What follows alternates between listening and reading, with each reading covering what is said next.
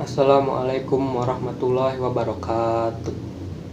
Para pangjejer sareng pamilan anu kusim kuring dipika hormat, puji sinarang syukur hayu urang sami-sami panjatkeun kehadirat Allah Subhanahu wa taala anu parantos maparinan ka urang sadaya nikmat kasehatan sinareng kasempetan sehingga urang sadaya tiasa patepung lawung paamprok jonghok patepang rarai dina ieu kasempatan kalawan dina kawilujengan. Salawat kali salametan mugia tetep dilelerkeun ka junjunan urang sadaya nyatana Kanjeng Nabi Muhammad sallallahu alaihi wasallam.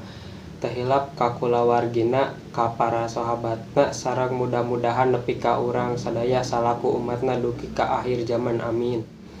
Tepangkeun wasta simkuring dedetan Serat Nambari simkuring ngagem pancen janten panumbu catur. Teu hilap ngahaturkeun rewu nuhun ka para pangjejer sarta pamilon anu parantos kersa hadir dina ieu kumpulan kanggo medar sareng ngadiskusikeun ngeunaan kabersihan sakola.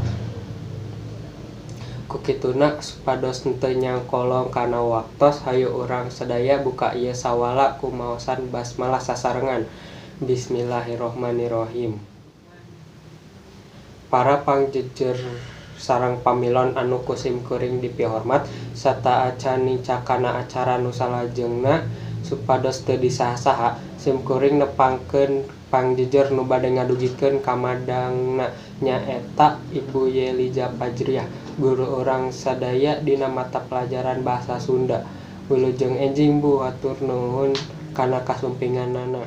Para hadirin, supados urang leuwih neleman ngeunaan jejer anu bade dibahas ku urang sadaya, hayu urang regepkeun kamandang ti pangjejer. Sumangga ka Ibu Yelija Fajriah kanggo ngadugikeun kamandangna. Hatur nuhun ka Ibu Yelija Fajriah anu tos ngadugikeun kamandangna.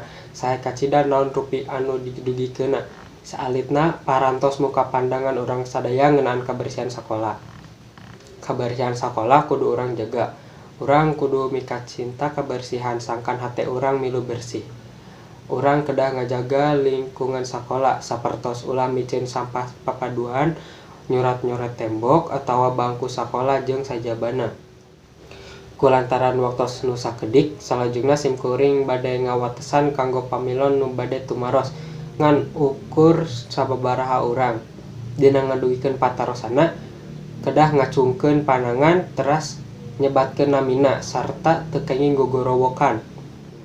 Hatur nuhun ka Ihsan Nugraha anu tos ngadugikeun patarosana.